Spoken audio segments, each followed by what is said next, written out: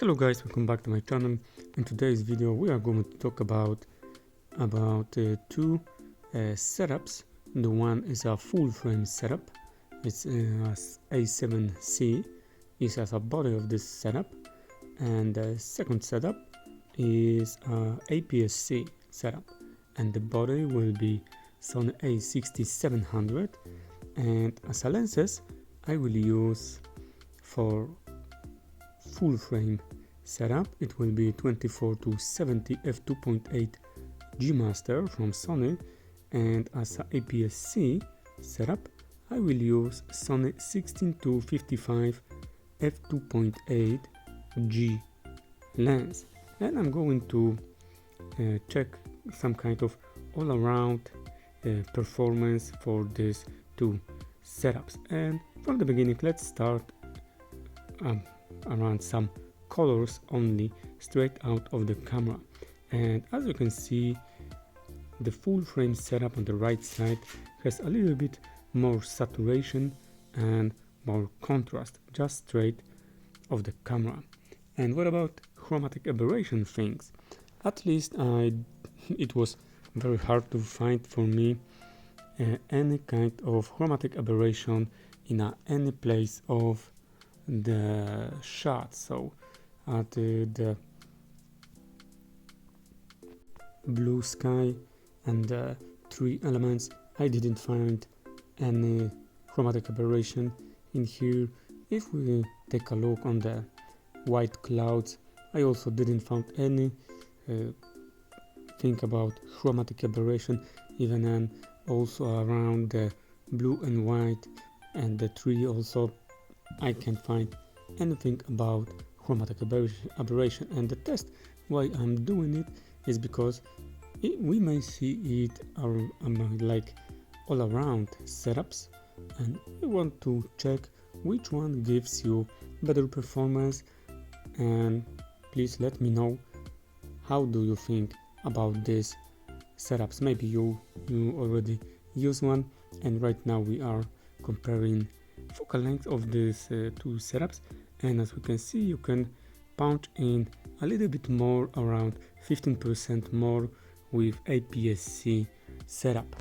And right now we can see how it looks in a video mode, and also with 16 to 55 and A6700 we can punch in a little bit more and get a little bit closer to our object. And right now we can see stabilization thing. So here we've got I think a kinda big difference, because A6700 has built-in active steady shot, and right now we are comparing it on 24 and 16 millimeter, and we can clearly see that IBIS, which is built in A7C, is not that good for like everyday walking with this and trying to maybe do some vlogging.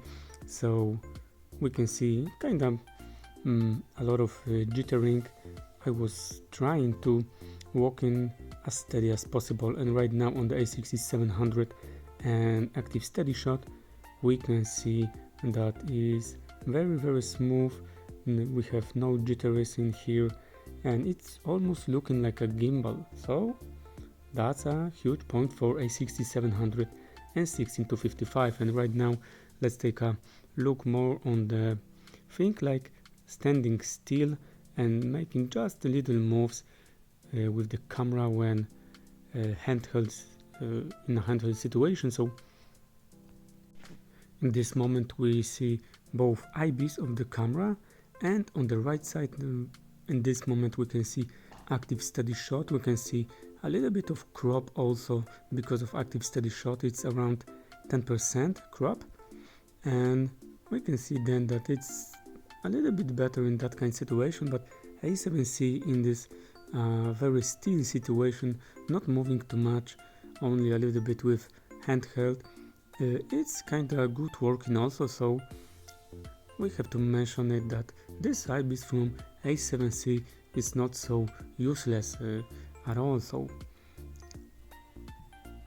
and I think that here is a huge thing, as huge as 24 to 70 f2.8 G master lens, because we can see the size difference from the first sight, and especially the lenses have the biggest difference, because the cameras, even though that A7C is a full frame camera, they look very similar to A6700 and A7C. They are feeling in hand very close one to each other. So let's put it on the scale and let's take a look on the weight of which part of this setup. So 16 to 55 it was 570 grams.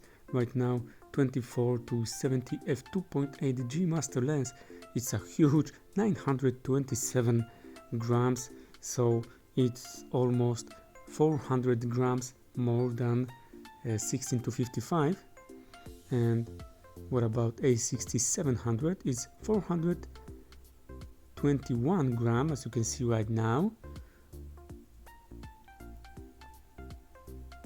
And A7C is weighing just 20 grams more than APS-C brother.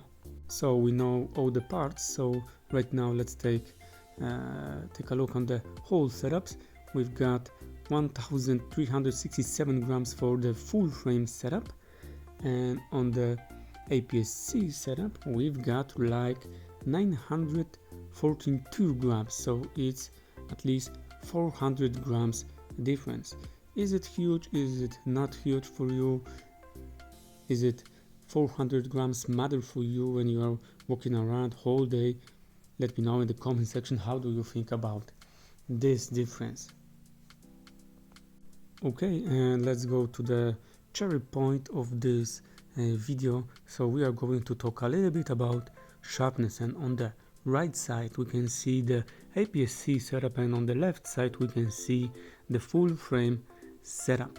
And I tried to replicate, maybe not replicate, because I had another person who was trying to catch the same frame like I was making with full frame, and the other person, we had cameras set all to the same settings, and we can see that from the very beginning A7C and the full frame setup looks more sharp in the most situation.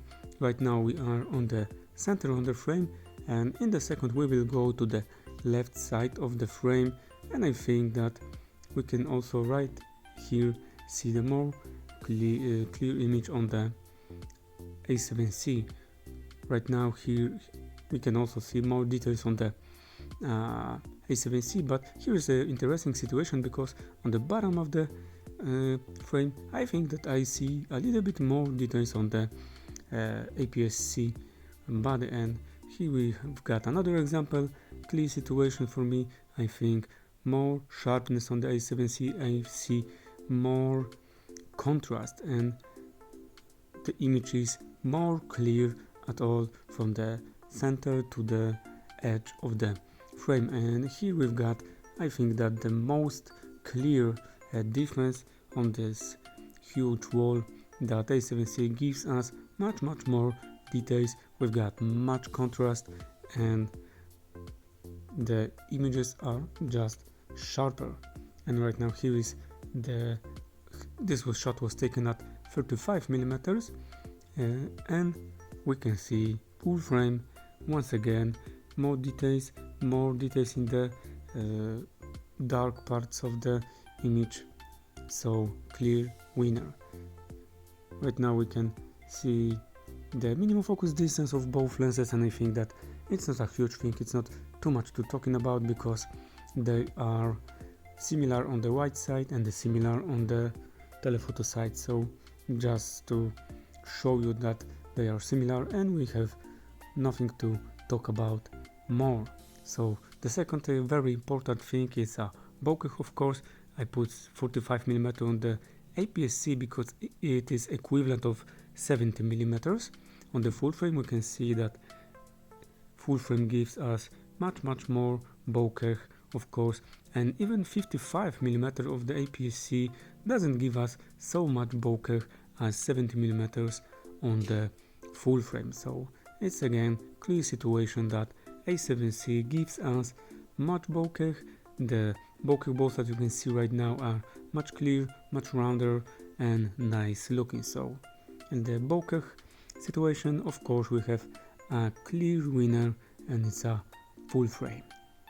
Okay, and let's take a look at low light situation, and here is the very interesting thing, because I had in few situations ISO higher than on the full frame than on the APS-C, and we can still see that even if I put ISO higher on the full frame, the image is much clear, a lot of cleaner. We've got a much more details, and we don't have at least almost any noise we can spot on the full frame. And on the APS-C we can see this noise very clear, even at 6400 ISO right now. And at the full frame I had here 2 times higher ISO, and we still see how full frame is much clear to comparing to the APS-C. Okay guys, and that's everything I made for you today in this video. I hope that you will like, subscribe and comment below. Please let me know also, maybe you use already any of this setup, maybe you are going to buy any of this. How do you think? What would you choose if you have to choose one of this setup, like some kind of all-arounder? I think that you are tourist, maybe you are on a holiday. Which one would you choose for your everyday photography stuff? Okay guys, that's everything for today. I hope that you will like, subscribe and comment below. Thank you for watching. See ya.